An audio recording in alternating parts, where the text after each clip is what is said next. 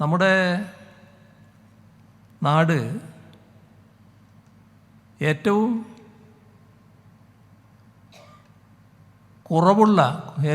കുറവ് വിലക്കയറ്റമുള്ള നാടാണ് നമ്മുടെ നാട്.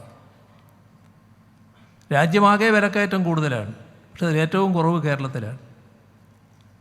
ദരിദ്രർ ഏറ്റവും കുറവ് കേരളത്തിലാണ്. അതിദരിദ്രർ ഏറ്റവും കൂടുതൽ കേരളത്തിലാണ്.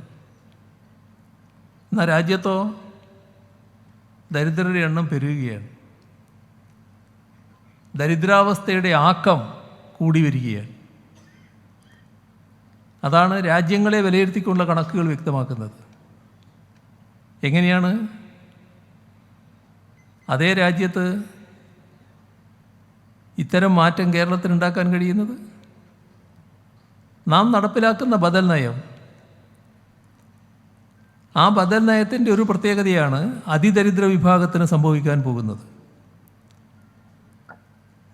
കുറച്ച് മുൻപ് 64,006 കുടുംബങ്ങളായിരുന്നു അതിദരിദ്ര കുടുംബങ്ങൾ, 0.7%. എന്നാൽ നമ്മളതിനെ ഗൗരവമായാണ് കണ്ടത്. അവരെ അതിദരിദ്രാവസ്ഥയിൽ നിന്ന് മോചിപ്പിക്കണമെന്ന് കണ്ടു. തദ്ദേശഭരണ സ്ഥാപനങ്ങൾ സ്തുത്യർഹമായ പങ്ക് അതിൽ വഹിച്ചുകൊണ്ടിരിക്കുകയാണ്. ഒരു സംശയമില്ലാതെ പറയാൻ പറ്റും, വരുന്ന നവംബർ 1 നേരത്തെ പ്രഖ്യാപിച്ചതുപോലെ തന്നെ ഇന്ത്യ രാജ്യത്ത് അതിദരിദ്രമായ ഒരു കുടുംബവുമില്ല എന്ന് പ്രഖ്യാപിക്കാൻ കഴിയുന്നൊരു നാടായി കേരളം മാറാൻ പോവുക. ഇതിലെല്ലാം എല്ലാവരും ഒന്നിച്ച് പ്രവർത്തിക്കുകയാണ്. ജനങ്ങളുണ്ട്, സർക്കാരിൻ്റെ ഭാഗമായി ജീവനക്കാരുണ്ട്, തദ്ദേശഭരണ സ്ഥാപനങ്ങളുടെ കാര്യം ഞാൻ പറഞ്ഞു. എല്ലാം ചേർന്നുകൊണ്ടുള്ള ഒരിടപെടലാണ് കേരളത്തിൽ നടക്കുന്നത്. നമ്മുടെ സംസ്ഥാനത്തിൻ്റെ പൊതുവായ പിന്നോട്ടടി ആഗ്രഹിക്കുന്നവരാണ് സാമ്പത്തിക രംഗത്ത് പ്രയാസങ്ങൾ ഉണ്ടാക്കാൻ നോക്കിയത്. പക്ഷേ എല്ലാ മേഖലയിലും നമ്മൾ മുന്നോട്ട് പോയിരിക്കുകയാണ്. നമ്മുടെ പദ്ധതി നിർവഹണം കൃത്യമായി നടക്കുന്നു. കഴിഞ്ഞ സാമ്പത്തിക വർഷത്തെ പദ്ധതി നിർവഹണം നോക്കിയാൽ സംസ്ഥാന പദ്ധതി 96% ചെലവിട്ടത്. തദ്ദേശഭരണ സ്ഥാപനങ്ങൾക്ക് നൽകിയ പദ്ധതി വിഹിതം ചെലവഴിച്ചത് 100 അല്ല 110%. ഇതാണ് കേരളം.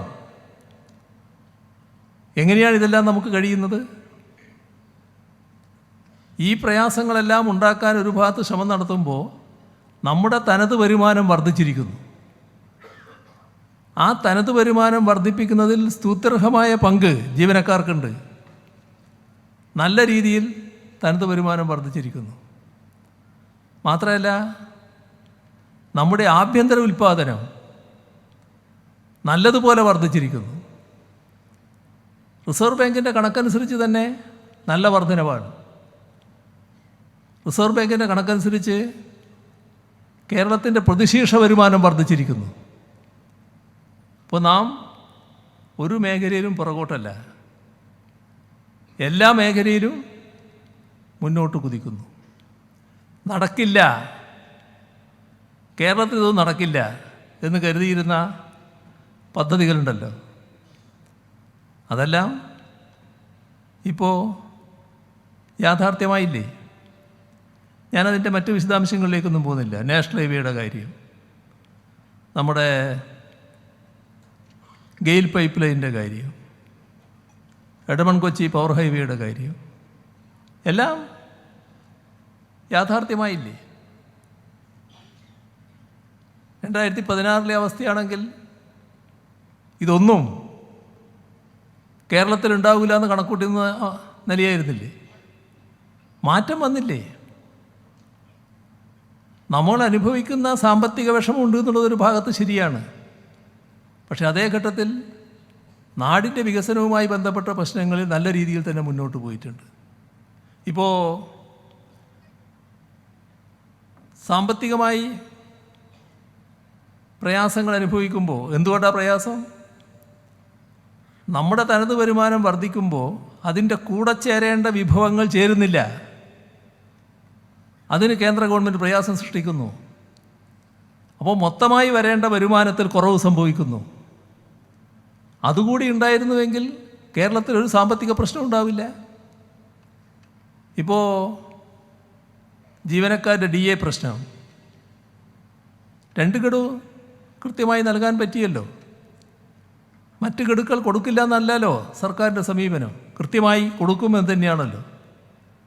നിശ്ചിത സമയത്ത് തന്നെ കൊടുക്കണമെന്നാണ് സർക്കാർ ആഗ്രഹിക്കുന്നത്. അതിനാവശ്യമായ നടപടികൾ സ്വീകരിച്ചു വരികയാണ്. ജീവനക്കാരുടെ കാര്യത്തിൽ എല്ലാ കാലത്തും കൃത്യമായ സമീപനം സ്വീകരിച്ചുകൊണ്ടാണ് LDF സർക്കാർ മുന്നോട്ട് പോയിട്ടുള്ളത്. ഒരു ഘട്ടത്തിലും ജീവനക്കാരെ ശത്രുനിരയിൽ കണ്ടുകൊണ്ടല്ല. എന്നാൽ ശത്രുനിരയിൽ ജീവനക്കാരെ കണ്ട കാലം ഇവിടെ ഉണ്ടായിരുന്നല്ലോ.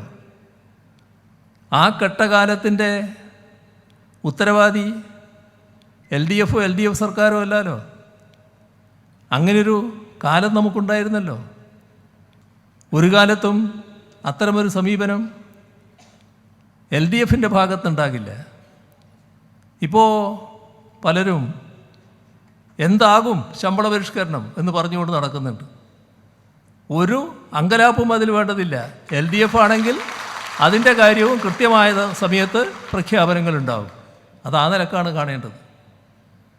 അപ്പോൾ നമ്മുടെ നാടിൻ്റെ മുന്നോട്ട് പോക്ക് ശരിയായ രീതിയിൽ ശരിയായ ട്രാക്കിൽ ഇപ്പോൾ മുന്നേറിക്കൊണ്ടിരിക്കുകയാണ്. അതിനെ കൂടുതൽ മുന്നോട്ട് കൊണ്ടുപോകാൻ നമുക്ക് കഴിയണം. നാം നേരത്തെ പറഞ്ഞിരുന്നത് സർവതലസ്പർശിയായ വികസനവും സാമൂഹ്യനീതി അധിഷ്ഠിതമായ വികസനവുമാണ്. സർവതലസ്പർശി എന്ന് പറയുമ്പോൾ ഒരു പ്രദേശവും വികസനത്തിൻ്റെ സ്പർശം ഏൽക്കാതിരിക്കരുത്. എല്ലാ പ്രദേശവും വികസനത്തിൻ്റെ സ്പർശം ഉണ്ടാവണം. സാമൂഹ്യനീതി അധിഷ്ഠിതമായ വികസനം എന്ന് പറയുമ്പോൾ ഇവിടെ ജീവിക്കുന്ന എല്ലാവരും വികസനത്തിൻ്റെ സ്വാദറിയണം.